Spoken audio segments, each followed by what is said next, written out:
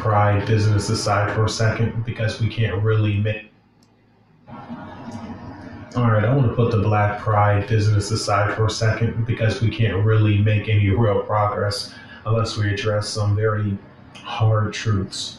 Um, Black women aren't your sisters, your queens, your goddesses. In most instances, they are your enemy. This is America. All right. And there's been a lot of videos recently of black men finally coming out and saying, this is the deal. Black women can't be trusted. You can love her, you can respect her, but never fucking trust her. That is, that's basic in my opinion. You can love and respect them, but don't you ever trust them. And trust means sexually. Don't trust her sexually, meaning if she is trying to portray herself as a virgin or a good woman, someone who doesn't always sleep with men on the first date or whatever the situation is, know that more than half the time anything coming out of her mouth is bullshit. You can still love and respect her, but don't believe shit she says. If she says she's on birth control, don't believe that. Okay? Don't trust her. People don't want to hear this, and I don't think you should have to do this legally, but it's always in your best interest to wear a condom. It is. Fuck it. I mean, yes, child support is slavery. Yes, it's not fair that they can fuck however they please without any negative consequences, but you might go to jail. That's true. It's fucked up. It's unfair, but you have to protect yourself. All right? Some of the worst women you'll run into are in the conscious community. They're the ones calling themselves queens and goddesses. As soon as they call themselves that, you have to know what they are. They are your enemy. That's one of the biggest red flags you can ever have. Any woman that will call herself a queen or a goddess is your enemy. Okay? Women with these large egos, women who feel that they should be praised or who might praise themselves because of their femininity, their womanhood, or whatever you want to call it, they are your enemy. They will do things to show you that they're your enemy. They will talk as though they're not. But everything they say, and I'll give you an example. There was this one chick that stressed how important it was for black men to protect and provide for their women. When I put up a post kind of pointing out how it's important for black women to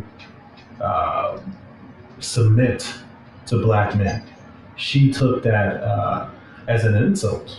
She was very offended and she went on the attack. And I actually had to take all of her posts and repost them on that thread, showing her that this is how she feels about black men, while black men deserve nothing in return. You expect black men to do all of this stuff. It's a long list. But you don't believe black men deserve shit from you. Black women in this country are your enemy, even those sisters who are conscious. And I hate to admit that shit myself because some of these sisters are physically, they're beautiful. Some of them say beautiful things, but when you ask about the nitty gritty topics, the things that really matter, they show you where their alliances lie.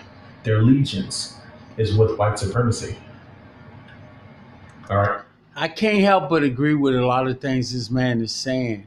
I don't like some of the things he's saying, but it ain't about liking or disliking. It's about finding fact in what he's talking about.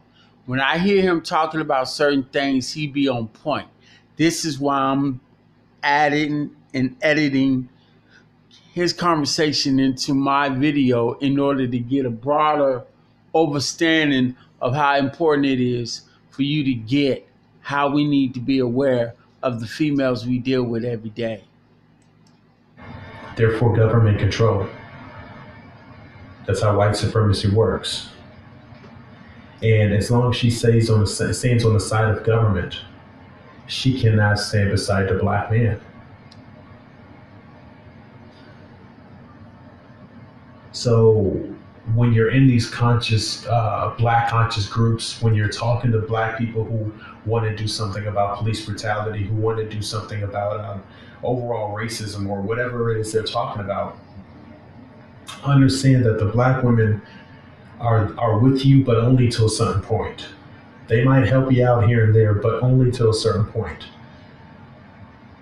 By default, they're still on the side of white supremacy.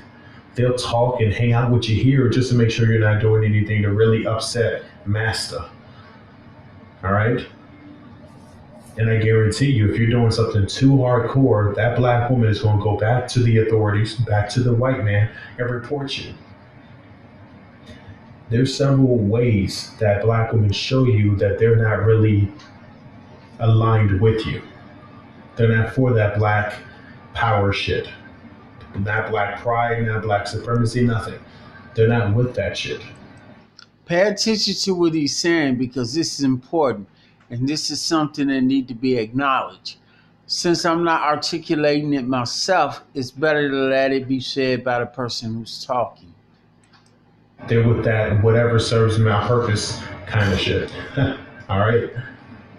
There's several ways they do it. One way is they always, even the conscious sisters that know what the system is designed to do, they always manage to get pregnant by a man who does not want to be a father to her child.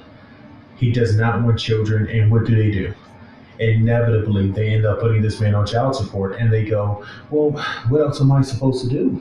I had no other possible options, you know?" That's how they behave. They always pretend like they're so helpless. Child support is necessary. What's birth control? I never heard of that. Bitch, there are 87 different kinds of birth control and you never heard of it? The morning after pill? I've never heard of that. Abortion, adoption? Oh, that's wrong. They always have something for it. They always have some reason why they can't do the right thing. You have birth control, you have the morning after pill, you have abortion and adoption. I don't give a fuck if you agree with it or not. It doesn't fucking matter.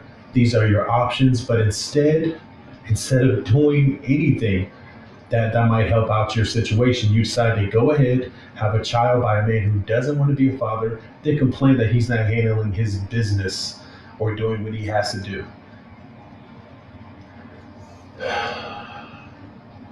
At the end of the day, you decided to reproduce with someone who didn't want to be a father. You decided that. You know what's so sad about this? He's so on point. But you have so many females telling you that it's their responsibility, the man, to take care of his children. But they never talk about how it started, how this process started when they both got together to be intimate. It's funny how the female is docile about this interaction, but when it's time to get paid or being in control, they say that the man needs to take care of the children or the child, but she must be in control of this child. She must educate the child the way she wants, and she must dictate to the man how he should take care of this child. And no one ever challenges him. If a man say, "Okay, I take care of the child, get a child to me and let me raise the child, since you saying it's my responsibility. Let me make all the decisions in this child's life, since it's my responsibility. Let me be in charge of this situation, since it's my responsibility." Then all of a sudden, the woman has the right to say, "No, you don't have that right. You don't this, that," and on and on. And that's part of, and I know I'm kind of veering from the main point, but that is part of white supremacy. That's part of how the government works because the government has a very sick sense of humor. White supremacy has a sick sense of humor. They gave the black woman birth control and they gave her the day after pill to prevent unwanted pregnancy. And then they turned around and they gave her abortion and adoption, just in case the first two options didn't pan out. And then they said, you know what? Let's give her a knife to stab the black man in the back with, in case the other options we already gave her weren't adequate. Now, the first thing that's so real about what he's saying is women of color will be fast to stab you in the back and to blame you for the problem. One of the things he mentioned in the early part of the video is women of color are not interested in the culture, They're not interested in the so-called Black Power movement and all that nonsense. They're only interested in what they could get, when they could get it, and if they're in control of it. And that's pretty much how the American-minded woman thinks. No matter how nice they sound, no matter how many compliments they give, no matter how easygoing they appear to be, their initiative is to be in control, be in control, and be in control. And they are destined to be in control if they interact with you.